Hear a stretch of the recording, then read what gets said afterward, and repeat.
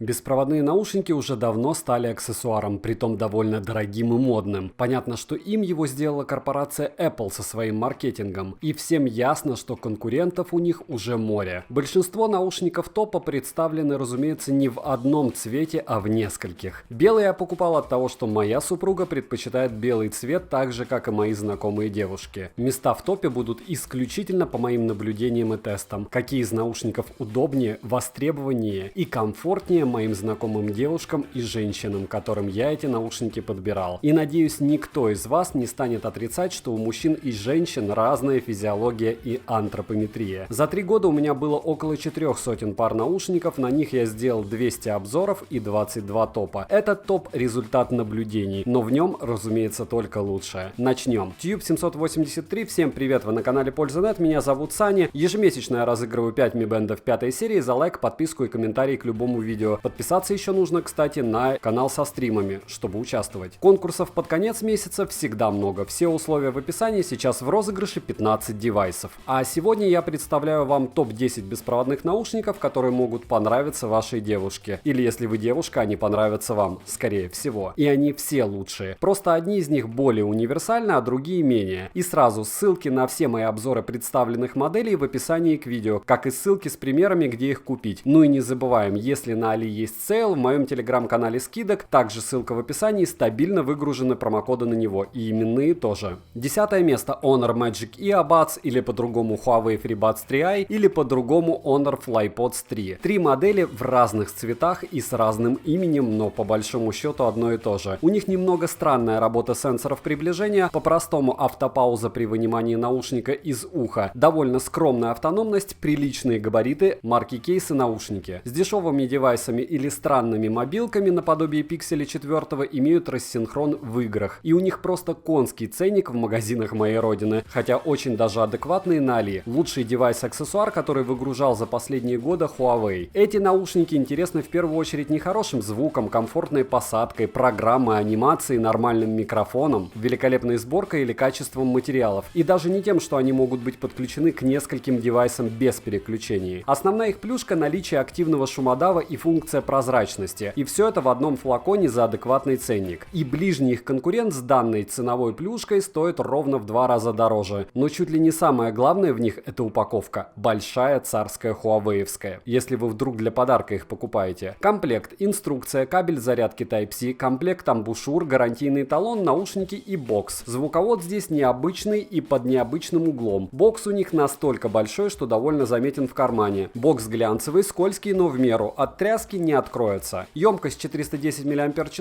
царапинами покрывается моментально. У меня его хватило почти на 3 полные перезарядки наушников. Одной рукой открывается, люфт у крышки минимален, собран супер. Есть кнопка сопряжения рядом с входом Type-C для его зарядки и 2 диода индикации, подключения и заряда. Кейс можно заряжать только по кабелю, беспроводной зарядки у Honor'ов нет. Еще здесь есть печаль, есть саморазряд бокса. Зарядный кейс со временем расходует заряд батареи до 10% в день, что официально подтверждает служба поддержки Huawei. И это совсем печально. Заряжается кейс до 100% за 2 часа. Заряд бокса проще всего увидеть в анимации, если подключать к телефону Huawei, либо через программу Huawei iLife. Приложение работает на любом андроиде. Основная польза программы — это можно обновить прошивку наушников, функции воспроизведения, пауза, перелистывание треков, активация голосового помощника, активация активного шумоподавления или звуконепроницаемости. Изменения громкости в них нет. Наушники, если присмотреться, видны места соединений, габариты довольно приличные, 3 часа с активным шумодавом и 3,5 часа без него работают. Bluetooth версии 5.0, задержек видимых при игре и просмотре YouTube контента нет. Примеры замеров задержки и качества микрофонов, запись микрофонов в роликах на все представленные наушники на канале. Все в описании. Микро здесь хороший, звук. На максимальной громкости наушники не шипят. Звук нравился всем девушкам, которые эти наушники слушали. А вот форма зашла не всем, но была близка к идеальной. Это вам же не Havit G1. 9 место. OPENK W31.